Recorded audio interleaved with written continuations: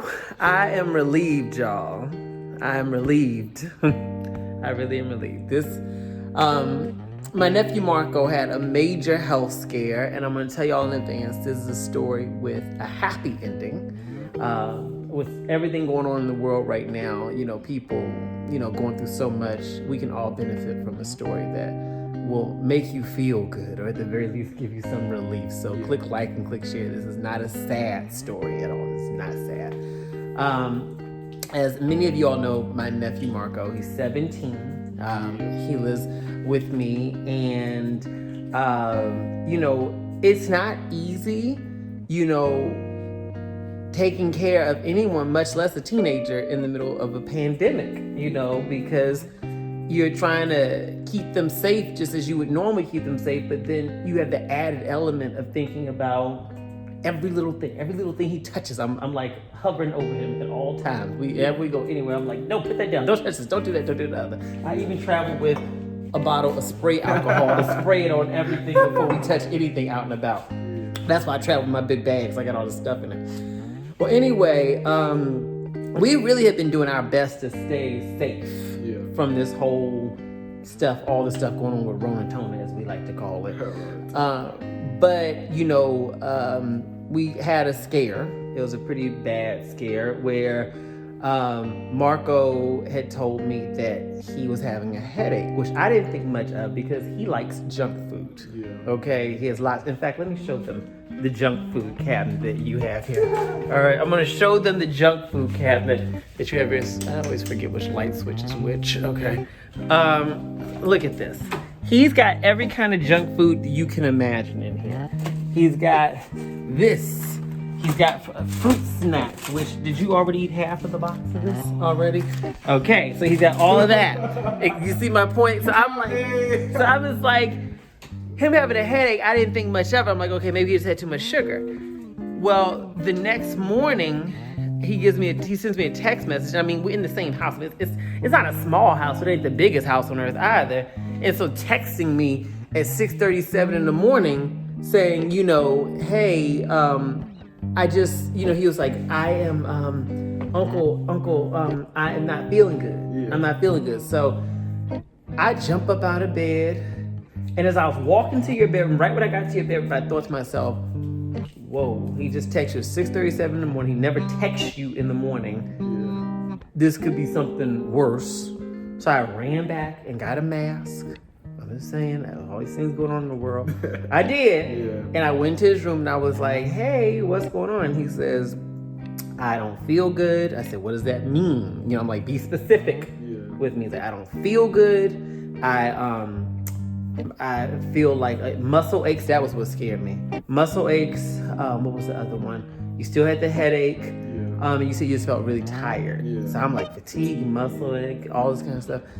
And I was just like, okay. So I said, well, you wait right here, because I didn't want to alarm him. So what I did after is I immediately ran out the room and tried to go to the phones here, to go to the internet, to try to call up, find a doctor. Because here's the thing. We primarily live in LA. That's where our primary residence is. Yeah. We are not in LA at the moment. We are at another residence that we have for summer, and for a while we'll probably be here. And so, one of the things we just never considered was, if something were to happen here, who would you call? Do you have a doctor? Do you have anybody? Who are you gonna call? What you gonna do? Yeah. So, didn't know what to do. Called his mom. Your mom was concerned, but she said, we don't know yet, so let's just, see what happens. So I went to your room over there and I was like, hey, Marco, we have to deal with this from a worst case scenario. And the worst case scenario was that you could be, you could have romantically given the symptoms. So I had to exile him to the guest house. And I will say this in advance. Our experience dealing with this obviously doesn't mirror everyone's experience dealing with this. We have the benefit of having a guest house and having certain resources that obviously made this experience not as challenging as it may be for some other folks who have gone through or who are going through that. And I acknowledge that. I do acknowledge that. But, at the end of the day, when you're thinking about your health, when you're thinking about your kids' health, when you're thinking about anything like that, you are not thinking about money or guest houses. You are just thinking about what do we need to do to keep them safe and keep you safe. And that's what I did. I said, well, you need to go to the guest house. I felt so guilty in that moment because I felt like I'm putting him out the house. We don't know what the reason is.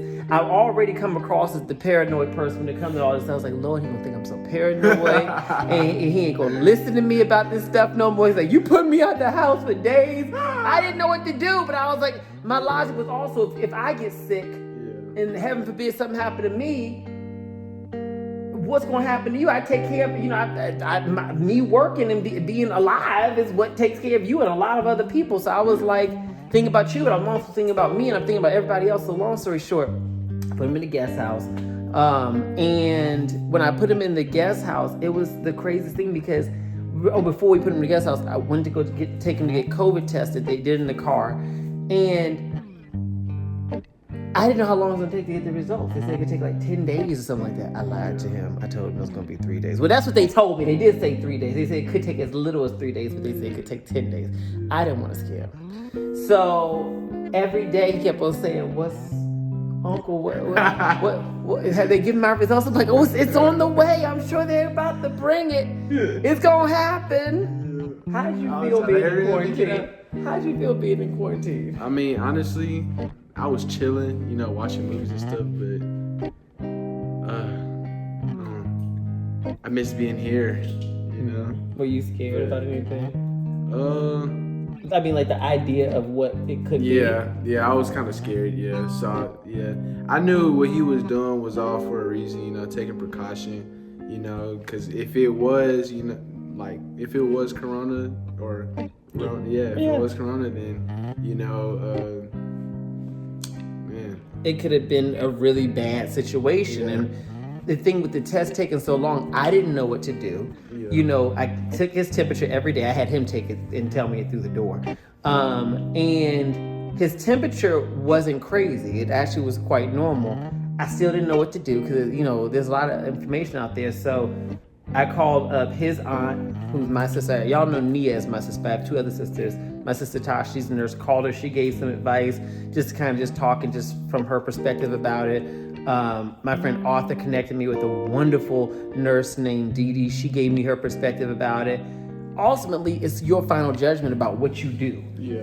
And so we got the results back, and thankfully, the test was negative. Yeah. We couldn't figure out why he felt that way, and I got scared. I was like, what if this is a false negative? Because there can be false negatives and false positives. Yeah. Well, and I'm not a medical professional, so I can't make any recommendations to you all on how to deal with this kind of situation. I'm saying what we did. But the conclusion that we came to was, given that his temperature was staying, normal and the symptoms went away, we started just kind of working backwards and say, well, what was different? And what was different is that we've been having a heat wave, and this one here decided to not even think about it. He decided to get into the jacuzzi in the middle of over 100-degree weather. Not drinking water. And if you've ever experienced dehydration, it can be that way. It can be the body aches. It can headaches. Be all of that. And we just never considered it. I never considered it. I'm very used to this kind of heat, but also I don't get in the jacuzzi in the middle of 100 and some odd degree weather. So big difference there.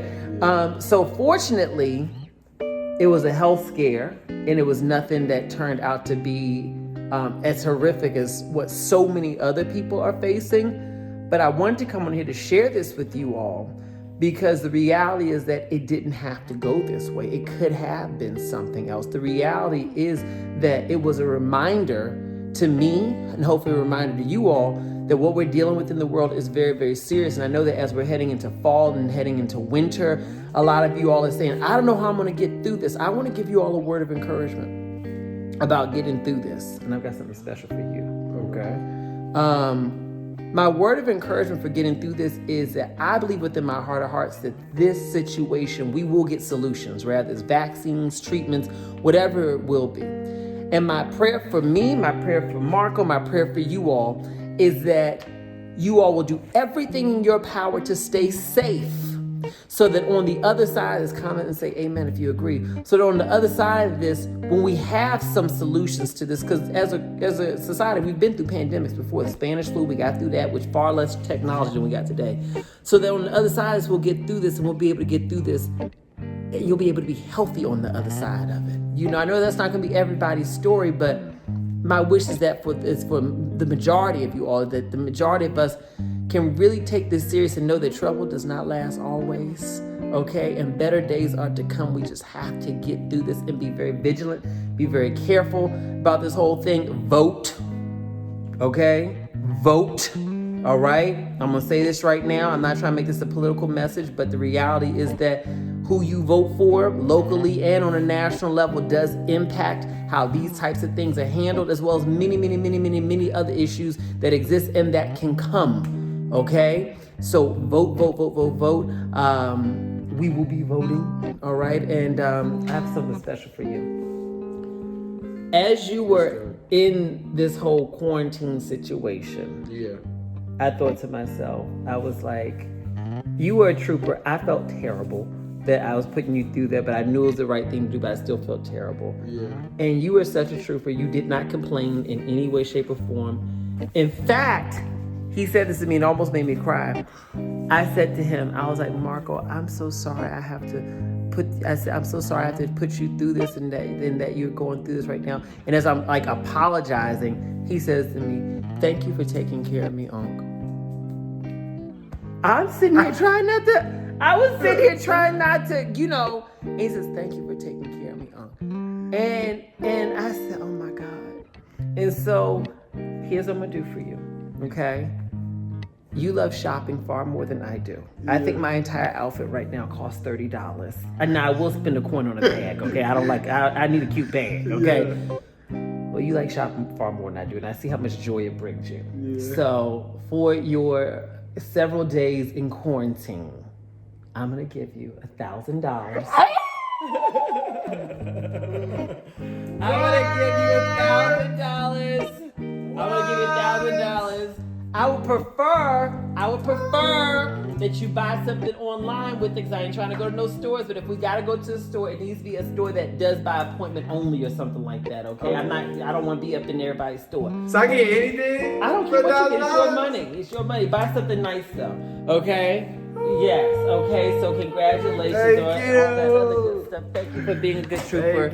Y'all stay safe out here with this whole thing. Even Max is excited. He's so excited about this whole thing. Y'all stay safe out there. Please wear a mask and please register to vote. And if you can vote early. And if you can vote in person and try to do it safely. All right, y'all. Love you to death. Click like and click share.